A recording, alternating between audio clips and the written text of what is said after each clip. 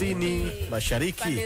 Lakini Talimba moja kwa moja hapa amegusia ni nani anafanya scouting ndani ya Yanga. Na je, hiyo scouting imefanyaje? Imelipa ama haijalipa? Tuangalie katika dirisha mbili za usajili. Msimu uliopita na msimu huu.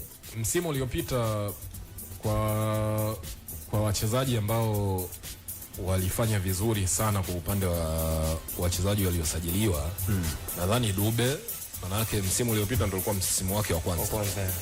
Dube alifanya vizuri, ndio. Nani mwingine? Unajua kwa kiasi kikubwa Dio Kabuya pia. Dio Kabuya msimu uliopita msimu wake wa kwanza. Sio? Yes, good signing. Na tulisema kwamba Dio Kabuya faida yake ni kwamba ni mtu ambaye amesajiliwa akiwa anaijua ligi. Kwa hiyo alikuwa anajua yani akupata wakati mgumu sana kujiacclimatize na club.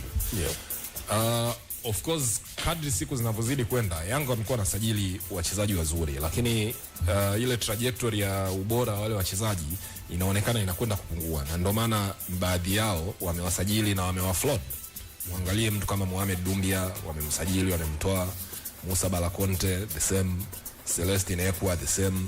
Kwa hiyo mchezaji anaposajiliwa alafu Andy Boyeli, mchezaji anaposajiliwa alafu ndani ya muda mfupi anaondoka, that means usajili haujafanikiwa. Okra Magic, Agustin Okra. Sasa kitu kingine cha ziada cha kuongeza hapo Mkai ni kwamba kuna kitu, manake kuna scouting na kuna signing.